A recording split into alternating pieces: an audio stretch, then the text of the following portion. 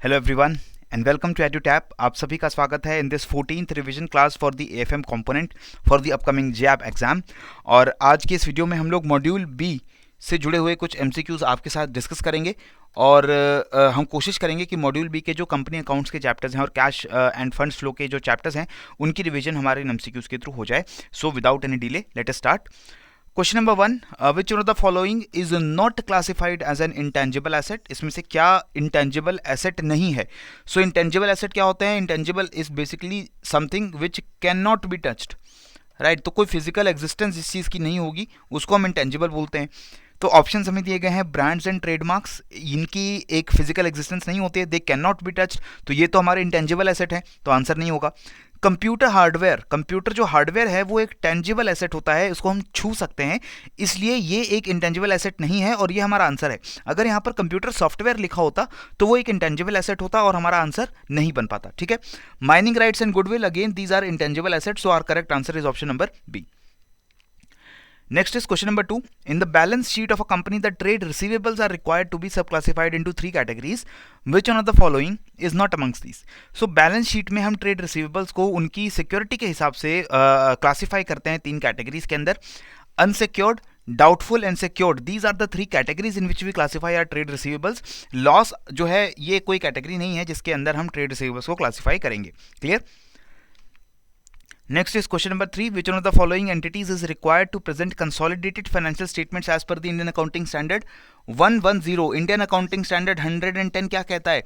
ये accounting standard कहता है कि कोई भी एंटिटी जो एक या एक से ज़्यादा दूसरी एंटिटीज़ को कंट्रोल करती हो, तब उस एंटिटी को, मदर एंटिटी को, अपनी फाइनेंशियल स्टेटमेंट्स ज़रूर मैंडेटरली प्रेजेंट करनी चाहिए। तो इस वजह से यहाँ पर ऑप्शंस देखते हैं: all companies having more than 1 division, नहीं; all government companies; entity that controls 1 और more other entities, yes this is the correct option, क्योंकि अकाउंटिंग स्टैंडर्ड 110 कहता है कि कोई भी ऐसी एंटिटी जो सब्सिडरी कंपनी चलाती है, होल्डिंग कंपनी चला रही है, या कोई एक से ज़्यादा दूसरी एंटिटीज़ की फाइनेंसेस को कंट्रोल कर रहे हैं, तो उसको ज़रूर से ज़रूर अपने कंसोलिडेटेड फाइनेंशियल स्टेटमेंट्स को प्रेजेंट करना चाहिए। Correct answer is option number C.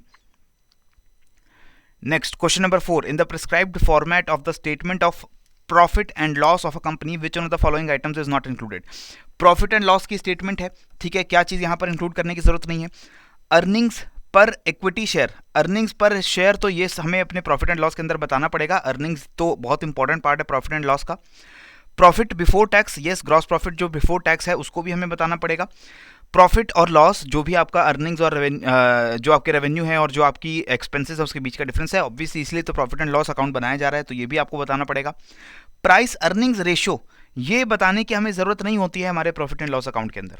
So accounting standard से प्रिस्क्राइब करते हैं that price earnings ratio is not necessarily needed to be included in the profit and loss statement of any company. तो correct answer is option number D. Next is question number 5. अब यहाँ पर हमसे पूछा जा रहा है कि कैश फ्लो स्टेटमेंट के अंदर हम जो भी हमारे फंड आते हैं, जो कैश आता है, उसको हम लोग एक्टिविटी के हिसाब से क्लासिफाई करते हैं। जैसे ऑपरेटिंग है, इन्वेस्टमेंट एक्टिविटी है, फाइनेंसिंग एक्टिविटी है, तो ऑपरेटिंग एक्टिविटी इनमें से कौन सी होगी? Acquisition of machinery, purchase of goods for cell, issue of debentures या रीपेमेंट ऑफ टर्म लोन। तो जब भी हम ऑपरेटिंग एक्टिविटी की बात करेंगे तो ये वो एक्टिविटीज़ हैं जिससे जो डे टू डे बेसिस के ऊपर हमारी की जा रही हैं, हमारे रेगुलर ऑपरेशंस का जो पार्ट है। अगर हम मशीनरी की एक्विजिशन करते हैं तो एक तरीके से इन्वेस्टमेंट है, क्योंकि हम एक लॉन्ग टर्म यूज़ के लिए कैश का जो है फ्लो है उसको मेंटेन कर रहे हैं। Purchase of goods for cell, ये हम इन्वेंट्री परचेज कर रहे हैं उसको हम सेल करने के लिए, तो ये हमारी डे टू डे एक्टिविटी का पार्ट है। Obviously this is our operating activity, purchase of goods for sale, while the issue of debentures is a financing activity, repayment of term loan is again an investment activity. Next, question number 6. For the purpose of preparing cash flow, which of the following is financing activity? Financing activity क्या है? नई capital raise करनी है हमें, तो issue of fresh capital कर दीजिए। Processing of goods, redemption of debentures या सेल ऑफ मैन्युफैक्चर्ड गुड्स। देखिए, सेल ऑफ मैन्युफैक्चर्ड गुड्स या प्रोसेसिंग अगर आप करते हैं, ये आपकी ऑपरेटिंग एक्टिविटीज़ हैं। डिवेंचर्स का रिडेम्पशन करते हैं तो वो आपकी इन्वेस्टमेंट एक्टिविटी है। फ्रेश कैपिटल का इशुएंस अगर आप करेंगे तो this is your financing activity. Correct answer will be option number A, right. Next comes, अब आपको इन्वेस्टमेंट एक्टिविटी बतानी है कि कैश फ्लो स्टेटमेंट में कौन सी एक्टिविटीज़ इन्वेस्टमेंट एक्टिविटी के तौर पे ली जाएंगी। By back of shares, redemption of debentures, manufacturing of goods या डिस्पोजल ऑफ मशीनरी। अब मशीनरी क्या है, एक एसेट है, और लॉन्ग टर्म एसेट्स की सेल या क्रिएशन जब होगी तो वो क्या बनेगा हमारा, वो बनेगी हमारी इन्वेस्टमेंट एक्टिविटी। तो करेक्ट आंसर यहाँ पर क्या होगा, option number D. While the manufacturing of goods is again it is what, it is a operating activity, right. Next question number 8, which one of the following is a source of funds. Source of funds यहां पर क्या है हमारा, increase in the fixed assets, increase in inventory, increase in current liabilities या decrease in capital. देखिए इस तरीके के कंसेप्चुअल क्वेश्चंस को बहुत इजीली आप आंसर कर सकते हो using the balancing equation, balance sheet equation. A is equal to L plus C. Assets increase होंगे तो या तो लायबिलिटीज इंक्रीज होंगी या कैपिटल इंक्रीज होगी।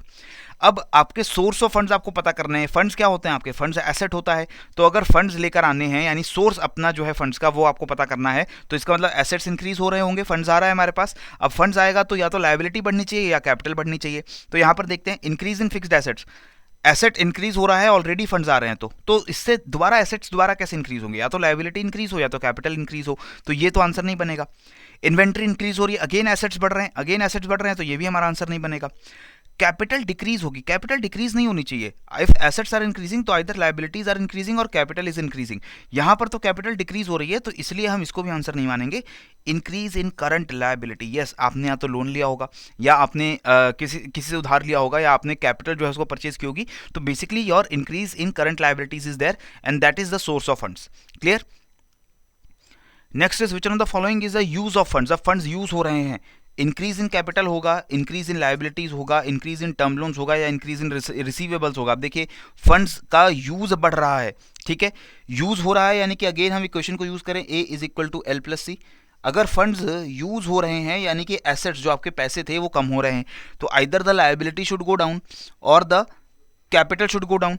सो यहां पर क्या है, इंक्रीज इन कैपिटल, यहां पर क्या, इंक्रीज इन लायबिलिटी, यहां पर क्या हो रहा है, increase in term loans. Term loans are basically और liabilities again they are increasing, but this is again increase in receivables. Now increase in receivables whenever there fund is using, तो इसका मतलब यहां पर क्या हो रहा है, यहां पर आपकी जो लायबिलिटीज हैं वो कम हो रही हैं, ठीक है, क्योंकि इंक्रीज इन रिसीवेबल्स होगा। रिसीवेबल्स आर बेसिकली और एसेट्स, अगर वो इंक्रीज हो रहे हैं, लायबिलिटीज हमारी कम हो रही है, यहां से हमें पैसा मिलने वाला है, ठीक है, तो there is increase in receivables, this is a use of funds. Next is question number 10. Which among the following is not a correct statement regarding cash flow or fund flow statements? Both cash and fund flow statements are mandatorily part of financial statements. नहीं, fund flow की statements they are not a mandatory part of the financial statements. Cash flow statement is the mandatory part. Cash flows from operating, financing and investing activities are to be shown separately. Yes, they have to be shown separately. Fund flow statements uses the accrual system of accounting. Yes, while the cash flow system uses the cash system of accounting.